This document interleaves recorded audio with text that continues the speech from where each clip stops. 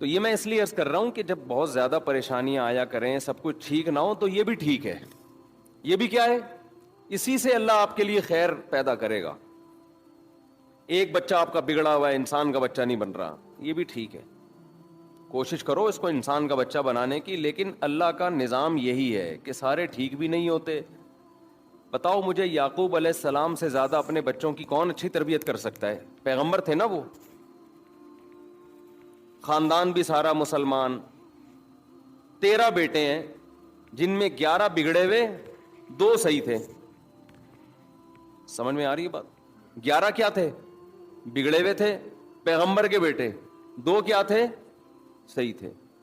ان 11 کو 2 سے حسد ہوا, اور بھائی کو کنویں میں ڈال کے ساری زندگی اپنے باپ کو رلایا انہوں نے.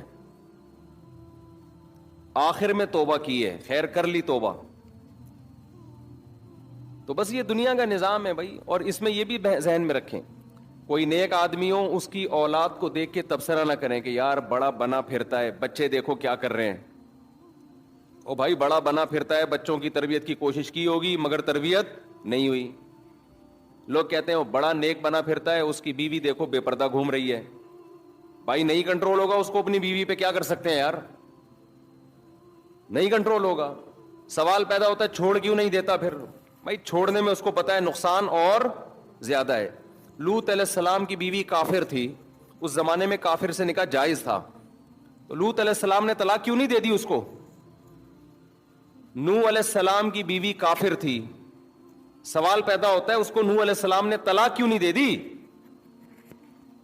ہم یہ سوال جب نوح علیہ السلام سے پوچھیں گے تو ان کے پاس آنسر ہوگا, بھئی کافر ہے لیکن بچوں کو پالنے کے لیے میرے پاس اس کے علاوہ کوئی آپشن بولو نا نہیں. ایک عورت کافر ہے, بے پردہ ہے, بچوں کے لیے ماں تو ہے نا, تو آپ کو بچوں کے لیے ماں چاہیے, یہ آپ کی نظر میں ترجیح ہوتی ہے کہ سگی ماں ہے, اس کے علاوہ کوئی اور اس طریقے سے پال نہیں سکتا. بہت ساری مصلحتیں ہوتی ہیں.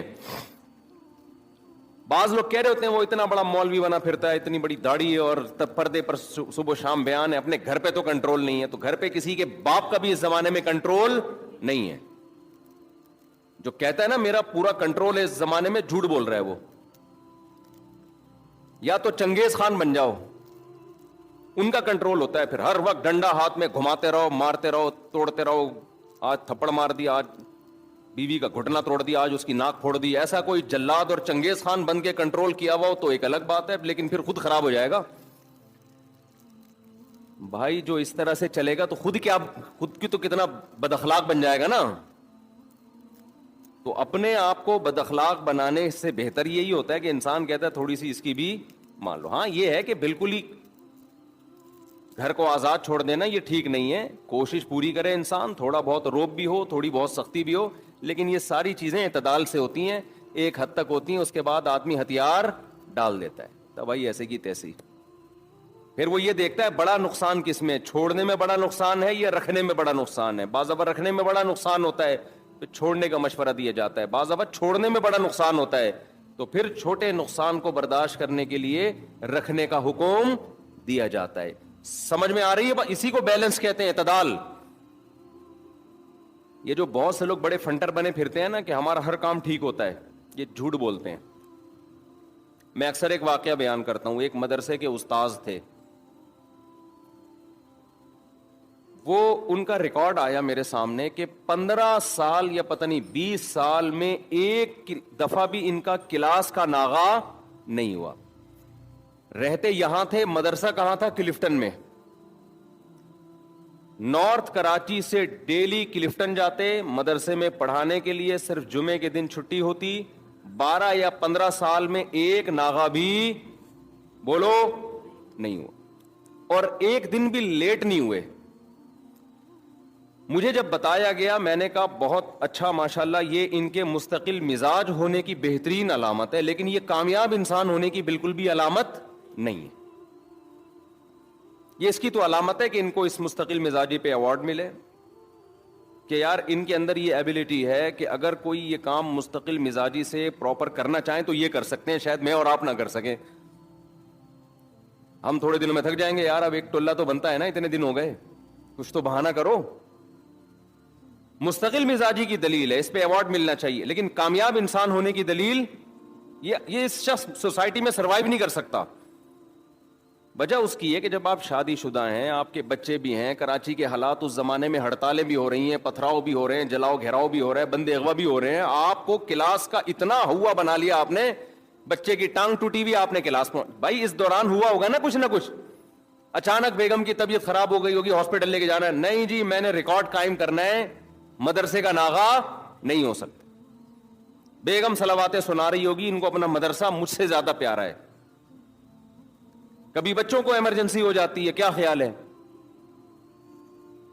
کوئی بچہ گر گیا چھت سے یا کچھ مسئلہ ہو گیا, نہیں بھائی مجھے کیا پیارا ہے, مدرسے میں ناغا نہ ہو. تک جو فطرت ہے نا, فطرت وہ آپ کے حساب سے اپنے آپ کو مینیج نہیں کرتی ہے, آپ کو اپنے آپ کو فطرت کے حساب سے مینیج کرنا پڑتا ہے. فطرت کے اصول کبھی نہیں بدلیں گے. فطرت یہ چاہتی ہے کہ آپ کے بچے بیمار بھی ہوں, ٹھیک بھی ہوں, مرے بھی, اللہ بچائے موت سے, مرتے تو الحمدللہ کم ہے اور اللہ بچا کے رکھے, سب کو زندگیاں دے, لیکن بیماری تو ہے نا. فطرت چاہتی ہے آپ کے بیگم کا موڈ بھی کبھی آف ہو, خام خامے کھوپڑی گھومی ہوئی ہو اس کی بلا وجہ, یہ بھی نیچر کا حصہ ہے, خوب سمجھ لو. لوگ سمجھتے ہیں ہماری بیگم کا آج پتہ نہیں کیوں موڈ خراب ہے, تو وہ ٹینشن میں جاتے ہیں. ٹینشن میں نہیں جاؤ, بلا وجہ موڈ خراب ہونا یہ بھی نیچر کا کیا ہے, ایک حصہ. اس کا خام خامے موڈ خراب ہوگا, کوئی وجہ سمجھ میں نہیں آئے گی. اس کو انجوائے کرو کہ الحمدللہ میری بیوی نارمل ہے, آج بلا وجہ ٹینشن لے کے بیٹھی ہوئی ہے. سمجھ رہے ہو, کیونکہ جو شادی شدہ نہیں, تجربہ نہیں ہوتا, وہ پھر پریشان ہوتے ہیں, یار ابا کا کبھی ہم نے بلا وجہ موڈ خراب نہیں دیکھا, اماں کا نہیں دیکھا, بیگم کو کیا ہوا. تو یہ ہے, تو اس کا طریقہ یہ کہ ٹائم گزارو, انشاءاللہ جیسے بلا وجہ موڈ خراب ہوا بغیر کسی وجہ کے ٹھیک بھی ہو جائے گا. لیکن اگر آپ اس کو دل پہ لے کے بیٹھ گئے تو پھر معاملہ اور خراب ہوگا. خیر, تو اب بتاؤ میرے بھائی, بیگم کی طبیعت بھی خراب ہوئی ہوگی, خود اپنی طبیعت بھی خراب ہوئی ہوگی, ڈاکٹر نے ریسٹ کا مشورہ دیا ہوگا, لیکن انہوں نے 15 سال کا ریکارڈ قائم کر کے گینز بک آف ورلڈ میں اپنا نام شاید لکھوا دیا.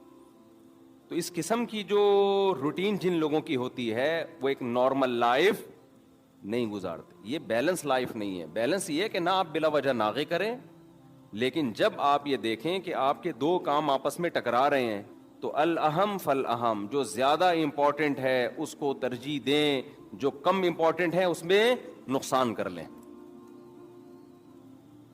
اس میں کیا کر لیں, نقصان کر لیں. تو میں یہ عرض کر رہا تھا کہ اسلام کی نیچر میں بیلنس ہے. دو انتہائیں ہیں نا, دو انتہائیں. ایک ہمارا جو لبرل طبقہ ہے وہ تو انتہا تک پہنچا ہوا ہے, اس کو تو جو دیکھیں جو مذہب کو نہیں مانتا اس کا تو بیڑا غرق ہے. بیڑا اس لیے غرق ہے, اس کا وقت کو تو یہی نہیں پتا کہ صحیح کی ڈیفینیشن کیا ہے اور غلط کی ڈیفینیشن کیا ہے. ایک ایتھیسٹ ہے مشہور, یوٹیوب پہ بڑا مشہور ہے, اس سے کسی نے سوال پوچھا, سوال تو ذرا بےہودہ سا ہے لیکن بات سمجھانے کے لیے اب اس کے علاوہ کوئی مثال میرے پاس ہے نہیں. اس سے کسی نے پوچھا کہ اپنی سگی بہن سے نکاح کرنے کو تم کیسا سمجھتے ہو. اس نے کہا بہت برا سمجھتے ہیں ہم, یہ گندگی ہے, یہ برائی ہے. پوچھا اس کی دلیل کیا ہے برے ہونے کی, اس کی دلیل کیا ہے کہ یہ برا عمل ہے. تو مثال دے رہا ہے کہ جو کہیں نجاست پڑی ہوئی ہو نا, وہ محسوس کرنے سے پتہ چل جاتا ہے کہ کیا ہے, یہ گندگی ہے. اس کے لیے دلیل دینے کی ضرورت نہیں ہے. کوئی بھی انسان جب اس پخانے کو, گندگی کو دیکھے گا تو گھن آئے گی اس کو. کوئی بھی شریف انسان ہوگا وہ بہن سے نکاح کا تصور بھی نہیں کر سکتا. یہ اس کو کہتے ہیں الو بنانا بڑے بہترین طریقے سے. ایسا جواب دینا کہ سامنے والا کیا بن جائے, الو بن جائے. آپ نے دلیل یہ دی ہے کہ جو چیز آپ کو محسوس ہو رہی ہے گندگی, تو اس کی کوئی ڈیفینیشن نہیں ہے. وہ ہر آدمی کو محسوس ہوگی, پتہ چل جائے گا کہ یہ گندگی ہے. آپ بتاؤ, ایک شریف آدمی کو لڑکے سے سیکس کرنا گندگی محسوس ہوتی ہے کہ نہیں ہوتی, جو نیچر پر ہو. جس کام سے کتوں کو بھی گندگی محسوس ہوتی ہے, بلے کو بھی, مرغے کو بھی, گدھے کو بھی, گھوڑے کو بھی. کبھی آپ نے دیکھا جانور ہومو سیکسولیٹی کرتے ہوں؟ کبھی بھی نہیں کرتے. تو اگر میں ایسی دلیل کی بیس پہ یہ کہوں کہ مجھے کسی شخص کو اس سے گندگی محسوس ہوتی ہے لہذا یہ بھی گندا ہے, تو کیا لبرل لوگ آج مانیں گے اس بات کو؟ وہ تو لا پاس کر رہے ہیں. بات یہ ہے کہ آپ کو اس سے گندگی اس وقت تک محسوس ہو رہی ہے جب تک آپ میں مذہب کے اثرات ہیں. جہاں آپ نے مذہب سے بغاوت شروع کر دی تو گندی چیز آپ کو گندی لگنا ختم ہو جائے گی. گندی چیز گندی لگنا ختم ہو جائے گی آپ کو. تو یہ جو ملحد یا ایتھیسٹ کو اگر بہن سے نکاح میں بدبو آ رہی ہے نا, یہ مذہب کی وجہ سے آ رہی ہے. کیونکہ اب تک دنیا پہ غلبہ کس کا رہا ہے؟ مذہب کا. لیکن جس طرح سے آپ مذہب کو اپنی ڈکشنری سے آہستہ آہستہ نکال رہے ہو تو اس گندگی میں آپ کو گندگی فیل ہونا ختم ہو جائے گی. اور یہ ایسی حقیقت ہے کہ آپ جو ملحد لوگ ہیں نا, ان کی دعوتیں اٹھا کے دیکھیں, جن کے خاندانوں میں مذہب بہت پہلے سے ختم ہو چکا ہے, وہ اس عمل کو گندگی نہیں کہتے, وہ اس کو پروموٹ کرنے کے لیے کتابیں لکھ رہے ہیں. میں سمجھا پا رہا ہوں اپنی بات کہ نہیں سمجھا پا رہا؟ یہ جو لبرل, جو سیکولر, جو ملحد لوگ ہیں, جو یہ کہتے ہیں کہ بہن سے نکاح کرنا میں گندگی ہے, یہ وہ لوگ ہیں جو پاکستانی ہیں. صاف لفظوں میں یوں کہہ سکتا ہوں, جن کے باپ دادا میں مذہب کے اثرات بولو رہے ہیں. لیکن آپ گورا جو ملحد ہے, ایتھیسٹ ہے, جو بہت پہلے سے چلا آ رہا ہے, وہ اس عمل کو گندگی نہیں سمجھتا. آپ نے مدار رکھ دیا فیلنگ پہ, تو فیلنگ چینج ہونے میں ٹائم نہیں لگتا. یہ ایل جی بی ٹی کا جو قانون ہے, اس میں کیا ہے کہ جس کو جو فیلنگ ہو رہی ہے وہ وہی ہے. میں نے فیلنگ بچانے کے لیے تو آپ کو 4 شادیوں کا مشورہ دیا تھا نا, وہ میرا کلپ بڑا مشہور ہوا ہے. وہ سارا فیلنگ ہی کا تو چکر ہے کہ ابے فیلنگ کو اپنی نیچر پہ رکھنے کے لیے آپ اگر ستار ہو تو قیامت تک ستار ہی رہو. آپ شبنم بننے کی کوشش نہ کرو. آپ اگر محمود ہو تو محمود رہو, جلدی شادی کرو, محمود رہو گے, ورنہ محمودہ بن سکتے ہو آپ. وہ سارا سیٹ اپ ہی یہی ہے کہ اب سیکولر قوتیں اتنی مداخلت کر رہی ہیں کہ ہماری جو فیلنگز جو نیچر پہ تھیں, وہ فیلنگ ہماری کیا ہو رہی ہے آہستہ آہستہ چینج. ابھی جو فلم آ رہی ہے نا جس پہ بڑا پھڈا ہو رہا ہے, سینما گھروں میں کوئی فلم دکھائی جانے والی ہے, کہا جا رہا ہے جس میں بڑا جھگڑا ہو رہا ہے, تو اس کا فلم کا کیوں علماء اس کے خلاف ہیں؟ وہ فلمیں آپ کی فیلنگز چینج کر دیں گی. جب لڑکوں کو لڑکوں کے ساتھ دکھایا جائے گا, ہیجڑوں کو دکھایا جائے گا, تو آپ کی فیلنگز آہستہ آہستہ کیا ہو جائیں گی؟ چینج. انسان کو فطرت پہ قائم رکھنے کے لیے محنت کرنی پڑتی ہے, اور فطرت سے ہٹانے کے لیے بھی محنت کرنی پڑتی ہے. جانور کو اللہ نے جس نیچر پہ پیدا کیا وہ اسی پہ رہتا ہے. جانور کو نیچر پہ چلانے کے لیے کسی محنت کی ضرورت نہیں ہے. انسان کو اس کی نیچر پہ قائم رکھنے کے لیے مذہب کی ضرورت ہے. فطرت اللہ التی فطر الناس علیہا, اللہ کہتے ہیں وہ مذہب اسلام ہے جس پہ اللہ نے لوگوں کو پیدا کیا. جب تک آپ اسلام کو فالو نہیں کرو گے آپ نیچر پہ قائم رہ نہیں سکتے, آپ کی نیچر چینج ہو جائے گی. تو ہمیں جو مذہب اور اسلام کی ضرورت ہے صرف آخرت کے لیے نہیں ہے, ہمیں دنیا میں نیچرل لائف گزارنے کے لیے بھی گائیڈنس کی ضرورت ہے پیغمبروں کی. بہت مشکل ہے یار, بات سمجھانا بڑا مشکل کا. دیکھو مجھے ایک بات بتاؤ,